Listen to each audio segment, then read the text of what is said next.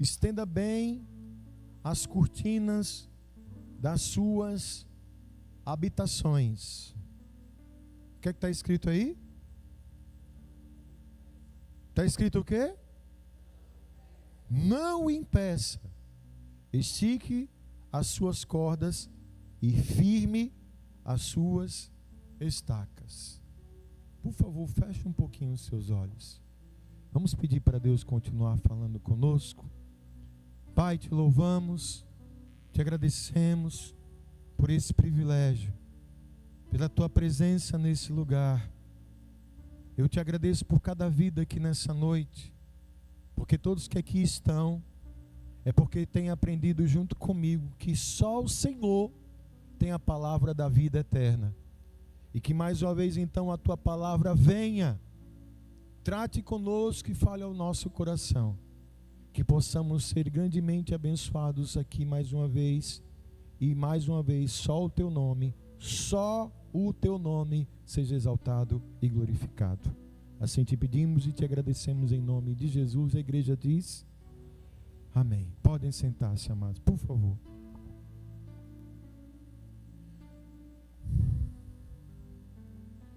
Amém. Eu só quero lembrar, e talvez para quem não saiba, está valendo também. Deus tem grandes coisas para a sua vida. Deus quer a tua felicidade, Deus quer te abençoar, Ele quer fazer coisas grandes, fazer coisas extraordinárias. Nós aqui tivemos uma semana muito abençoada nos últimos dias. Deus, Ele só confirmou grandes propósitos dele para a nossa vida, para essa igreja, porque é isso que nos diz a sua palavra. E eu orando ao Senhor por a palavra de hoje, para a minha vida, para a nossa vida, e Ele me traz essa passagem aqui do profeta Isaías, né, que sempre trata comigo, mas hoje foi de uma forma diferenciada nesse tempo. Aqui Deus, Ele nos fala de uma necessidade de nos prepararmos. Se Ele pede para que a gente amplie, é porque diante da nossa condição atual, é porque a gente não tem capacidade de receber. Então, o ampliar é dar espaço para a obra que Deus quer fazer na nossa vida. Tanto que o título dessa mensagem é assim: dê espaço de Deus na tua vida. Dê espaço para Deus na sua vida. Você quer ser abençoado? Dê mais espaço para Deus trabalhar na sua vida. E veio isso. E aí quando ele fala de esticar a tenda, preparar tudo lá, ele está falando dessas grandes coisas. E um trecho aqui me trouxe um saudável incômodo que me levou a refletir, que eu queria compartilhar com vocês. O trecho que eu pedi para você ler junto comigo, né, que fala desse contexto. Tem uma palavra que diz assim: agindo Deus, é uma interrogação, né, irmão? Quem impedirá? Às vezes quando nós falamos isso, o primeiro sentido que vem é esse: ninguém pode impedir quando Deus quer agir. É isso mesmo. Deus é soberano. Deus, Ele é todo poderoso. Quando Ele quer, Ele faz. É Ele que sabe de todas as coisas, é Ele que pode todas as coisas. Em via de regra, quando Deus quer agir, Ele vai agir. Mas também nós vemos aqui, por um outro lado, que se a gente não compreender, em algumas situações, nós podemos impedir o que Deus quer fazer na nossa vida. Você concorda comigo? Só para contextualizar ainda mais. Além desse texto que ele fala aqui, não impeça, né, Vanessa? Não impeça. Nós temos aquele exemplo quando Jesus vai visitar a cidade de Nazaré, sua terra natal, já de ministério iniciado. Jesus já estava operando milagres, fazendo maravilhas. E quando ele vai a Nazaré, João, o pessoal cisma: ué, e de onde veio essa sabedoria toda? E não, os irmãos dele não estão aqui com a gente? Não é o filho de José, o carpinteiro? E o texto do Evangelho diz que Jesus não pôde operar muitos milagres ali por causa da incredulidade deles. Quem conhece essa passagem? Então ali houve um impedimento de uma ação de Deus que foi exatamente a incredulidade daquelas pessoas. Então, não foi Deus que não conseguiu, mas as pessoas, por conta das suas atitudes, fizeram um impedimento da ação de Deus na sua vida. Você entende esse diferencial? Então, sim, se a gente não cuidar, podemos comprometer a ação que Deus quer fazer na nossa vida. Por isso, em vários momentos na palavra, vemos o Senhor insistindo: se prepare. Porque a Bíblia vai dizer também, né, que infinitamente mais do que pedimos ou pensamos é o que Deus tem preparado para aqueles que o amam.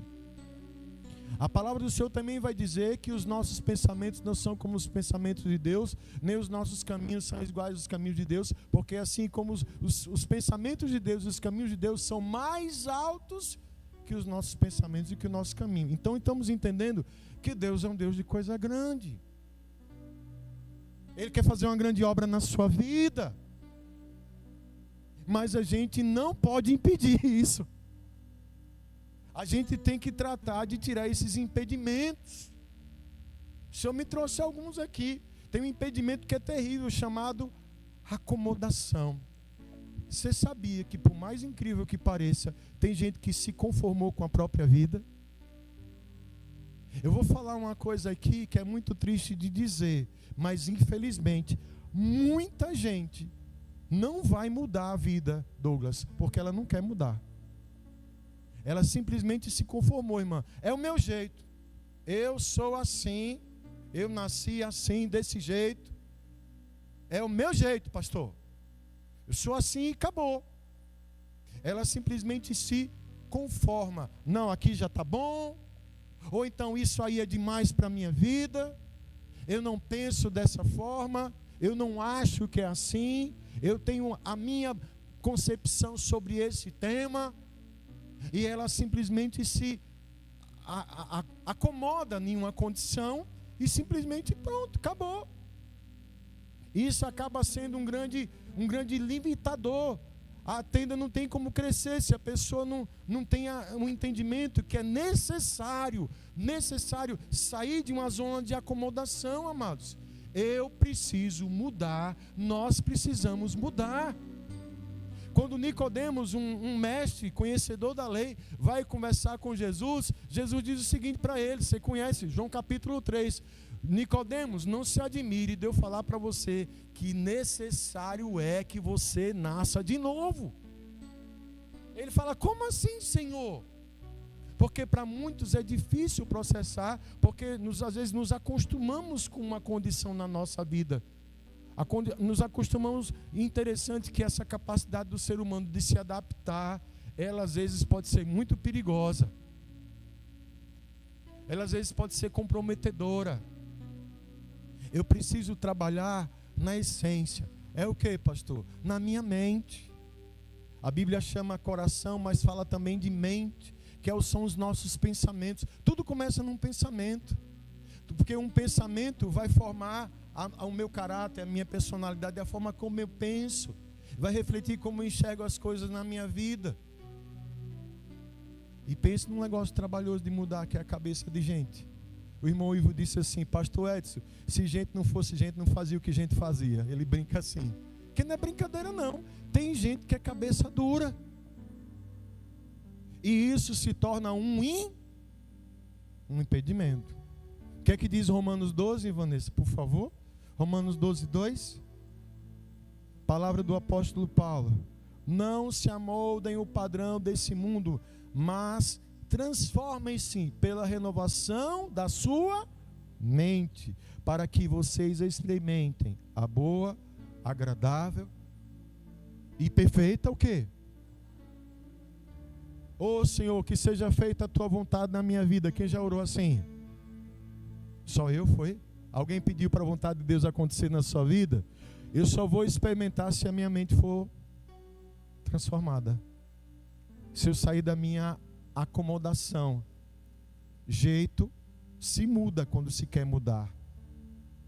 Agora só muda quem reconhece que precisa mudar. Senão, não tem como. Aí existe um impedimento. Sabe qual é o outro impedimento que compromete essas coisas grandes de Deus na nossa vida? É a gente fugir dos problemas e das lutas. Ainda bem que aqui só tem guerreiro. Mas tem gente que não pode ver nenhum problema, que quer, não quero saber de problema para a minha vida. Eu não quero saber de dificuldade na minha vida. Depois que a gente vai para Jesus é tanta peleja. Não quero isso. Tem condição não. Eu achei bonito na aula de batismo. Cadê você, Arthur? Arthur, você está bonito hoje, viu? Todo dia você está, mas hoje você está, né? Arthur, não tá? Vai pregar, né? Amém. Eu não posso sair, né? Arthur citou Spurgeon, grande pregador, né? Histórico, né? Foi Moisés? Foi Moisés, não foi você não, foi Arthur. Exato, chega já a sua parte. Né? Escute, segundo Spurgeon, ele diz que se você quer uma vida sem desafios, sem batalhas e sem lutas, o cristianismo não é uma religião para você. Porque a essência do cristianismo é essa capacidade de enfrentar as aflições e as lutas. E você vai entender que só cresce, só se desenvolve, só melhora, só avança quem está disposto a encarar as lutas da vida, irmãos. E a gente tem que tomar muito cuidado, porque a gente está vivendo um tempo tão delicado, amados. Muitos pais e mães, meu Deus, pela falta do entendimento, elas estão enfraquecendo os seus filhos, poupando de sofrimento. A criança não pode fazer uma menção de um choro que já corre lá para socorrer. Tem criança que não pode botar o pé no chão. Tem criança que não sabe o que é um problema. Eu estava falando esses dias lá, o colega estava dizendo comigo, hoje, às vezes tem jovem de 14, 15 anos que não sabe comprar um pão na padaria, porque tem medo, porque tem vergonha. Não sabe pegar um ônibus para ir no centro. Não quer ter trabalho com nada. E não quer ter desafio, porque isso é muito difícil. Não, vou poupar o bichinho. Não é assim não, irmãos. Quando Deus, Ele liberou uma terra para o seu povo, tirando do Egito, vou mandar vocês para uma terra que mana leite e mel. Quem quer essa terra? Você que conhece a história sabe que ele chegou lá, não estava lá Moisés com aquele calhamaço de escritura, toma aqui a sua, meu filho, a sua é ali, o seu lote é ali perto do rio, ali. Foi assim? Não, irmão, teve o quê? Teve batalha, teve peleja, teve conquista. Porque as promessas grandes do Senhor, elas são precedidas da capacidade de enfrentarmos batalhas. No Antigo Testamento, um dos nomes do Senhor é chamado de Senhor dos Exércitos, é o nome dele. Isso lembra o quê? É o Deus de batalhas, é o Deus de desafios. Salmo 144, é isso? Versículo 1 diz o quê aí, Vanessa? Salmo 144, bendito seja o Senhor, a minha rocha que treina as minhas mãos para o quê? Para quê, irmãos? E os meus dedos para o quê? Você pode dizer para o seu irmão, se você quer crescer, se você quer que Deus opere na sua vida grandes coisas, eu quero te lembrar, você é guerreiro, você é um guerreiro, tem que encarar a batalha, tem que ir para a luta em nome de Jesus. É assim que a gente cresce, amém? Quem corre de problema arranja problema para a sua vida, amém? Então isso já não é mais impedimento. Aí tem outro, eu não quero me deter muito aqui, mas tem que falar isso. Sabe, o impedimento delicado é dar lugar ao inimigo da nossa alma. Pense como isso é complicado, porque temos um inimigo, amém? Eu costumo dizer que, escute, enquanto nós estamos buscando aquilo que Deus tem para nós, o nosso adversário, ele não vai ficar sentadinho assistindo, vendo Deus nos abençoar, não, irmãos. E um dos grandes impedimentos para que muita coisa avance na nossa vida é porque às vezes a gente está dando lugar a Ele. Qual é a advertência que Paulo falou lá? Efésios 4, 27. Está escrito o quê, irmãos? Dê espaço para Ele, não.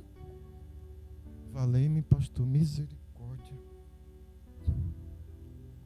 Sangue de Jesus tem poder, dá lugar ao diabo. Eu não dou lugar ao diabo não, pastor.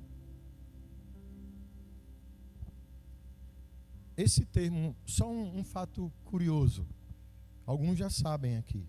O termo diabo, escute só, ele deriva do grego diabolos, que significa aquele que calunia, acusador, ou aquele que divide. Ou seja, quando eu recebo a acusação, quando eu acuso, quando eu tenho a minha mente dividida, o espaço está sendo aberto para ele. Quem está entendendo aí? Outra coisa, ele também esse termo significa caluniador do Senhor e da sua palavra. Aquele que distorce a palavra, aquele que não vive a palavra. Ele significa instigador da desobediência e do pecado. Ou seja, quando eu desobedeço, que é um princípio de bênção de Deus na minha vida, a obediência. Quando eu desobedeço ao Senhor, estou dando espaço para Ele. Porque pense numa criatura desobediente. A rebeldia é a virtude, entre aspas, dele. Ele não quis obedecer ao Senhor. Se eu desobedeço, estou dando espaço para Ele. Porque Ele quer isso, que a gente quebre os princípios do Senhor. Esse nome também significa tentador que se opõe aos propósitos de Deus. Quando eu me afasto daquilo que Deus tem para a minha vida, eu estou abrindo espaço para Ele. Está dizendo, é isso mesmo, você não é nada, você não vai dar certo. E o que é que você vai fazer na igreja hoje? Eu estou passando por muita luta, não vou para a igreja. Não, vai fazer o que lá? Fica em casa, bota uma série aí para você maratonar. Vamos na orla, vamos ali ver não sei o que, vamos fazer isso, vamos fazer aquilo. Amados, isso é dar lugar a Ele. Você está entendendo comigo? Quem está comigo aqui? Quem está me entendendo? Abrir espaço, sabe? Tem gente que pensa que vai ser o bicho da capa preta, o chifrudo rabudo. Não, são nessas situações. E nós precisamos entender o que diz Pedro lá quando ele fala: sujeitai-vos a Deus, resista ao diabo e ele fugirá de vós. Então a minha maneira de não deixar e não dar espaço para o inimigo na minha vida é me submeter à vontade de Deus. Mas tem gente que não é o caso de você aqui, mas não se escandalize não, está dando lugar ao diabo. E o diabo está nadando de braçada na vida dessa pessoa, afastando cada vez mais ela da presença do Senhor, dos propósitos do Senhor. E sabe o que é perigoso? A pessoa imaginar que está tudo bem na vida dela, Ítalo, porque o que o inimigo oferece é aquilo que muitas vezes vem satisfazer uma necessidade nossa. Você viu a cara de pau dele que ele teve com Jesus na tentação do deserto? Quem lembra disso? Ele foi tentar Jesus, foi o que ele ofereceu? Ofereceu fama, ofereceu poder. Tudo isso para tentar tomar lugar no coração de Jesus. Arreda-te de mim, Satanás, está escrito, só o Senhor seu Deus se prostrarás, só Ele adorarás. Está escrito, nem só de pão viverá o homem, mas de toda a palavra que sai da boca de Deus. Quem está entendendo isso?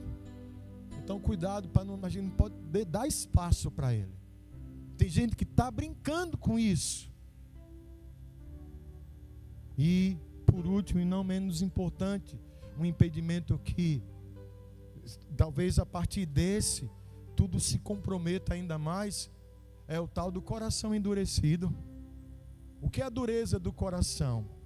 A dureza do coração é a nossa falta de sensibilidade à palavra de Deus.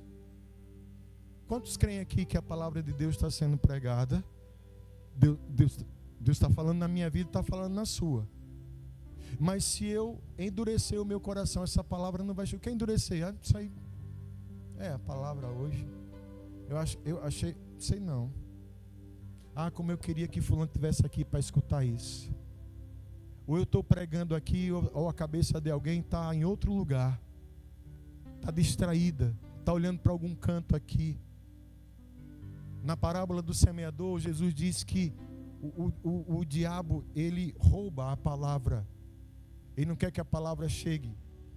A dureza do nosso coração é um grande impedimento para a manifestação do poder de Deus.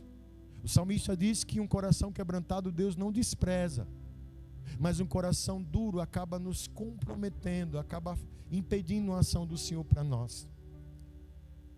Esses dias eu conversando com um irmão, falando sobre casamento. Você sabe que o primeiro plano de Deus para o casamento é esse: deixará o homem pai e mãe, se unirá à sua mulher e ambos serão, quem sabe, uma só, porque o que Deus uniu, o homem não separa. E vão questionar Jesus: mas por que o pessoal daí tem que ser... E Jesus lembra: você sabe por que Moisés teve que instituir a carta de divórcio? Tem crente aqui que sabe? Por causa da dureza do vosso coração. Todas as vezes que o nosso coração se endurece para a palavra de Deus, as consequências não são boas, amados. O que é que às vezes está travando um milagre, uma ação de Deus na vida de alguém? É o coração quando se endurece para a palavra, ou por incredulidade, às vezes por algum trauma, por algum sofrimento, por alguma decepção. A pessoa simplesmente se torna insensível. Mas eu creio no poder do Espírito Santo de Deus, que age sobre as nossas vidas, que age sobre esse lugar. Eu creio que aqui tem corações sensíveis, que se você der uma brechinha, um espaço para a palavra de Deus chegar no seu coração, o milagre já está acontecendo na sua vida.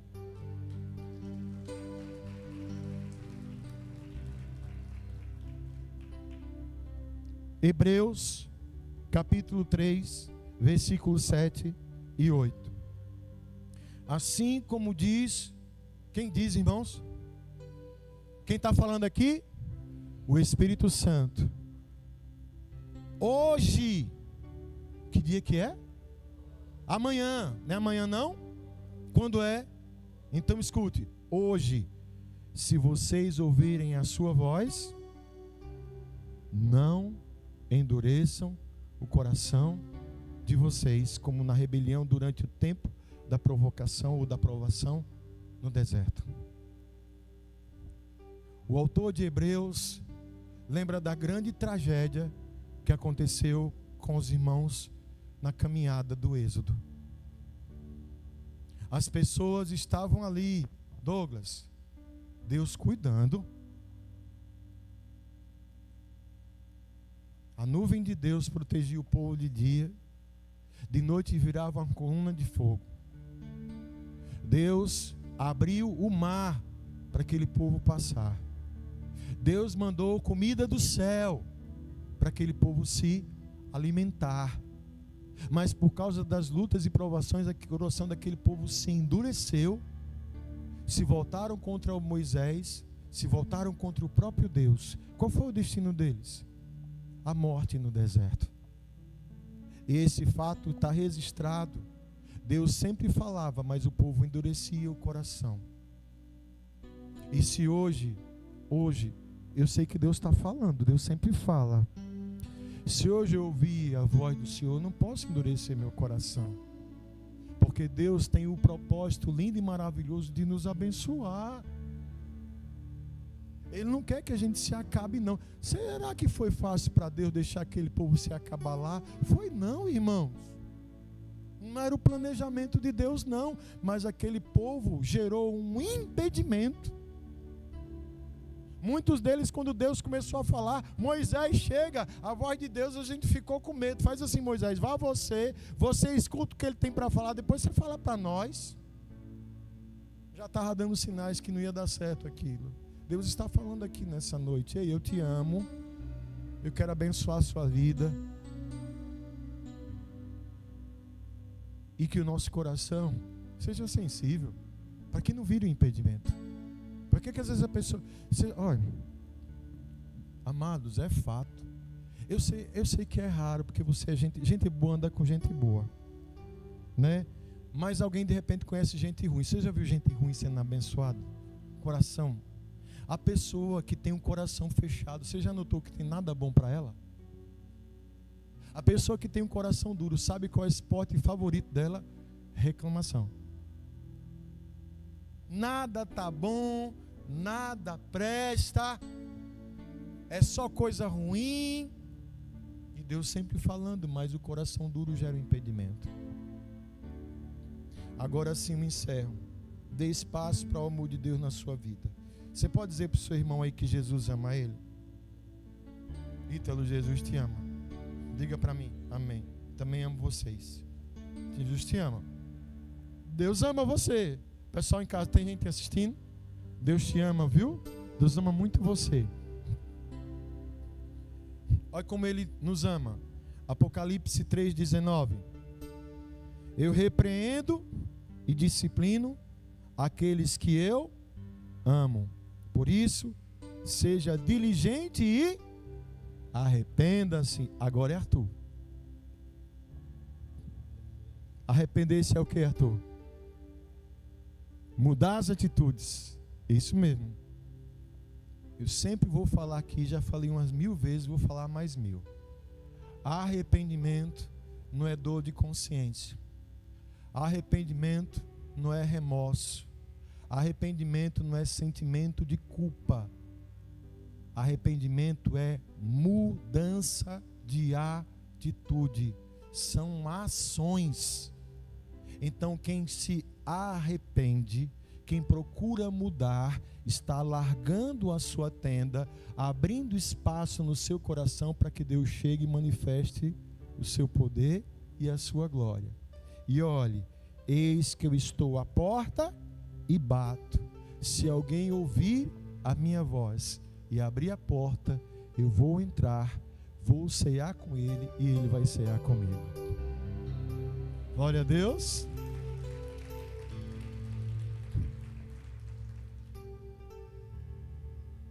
Alargue a sua tenda.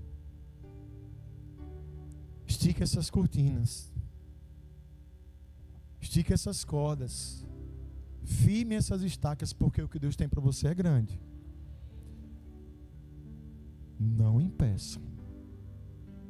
Não impeça.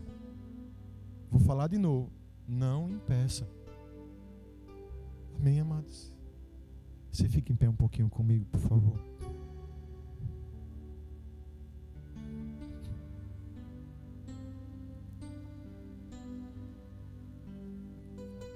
O Espírito de Deus está sobre nós, sobre esse lugar.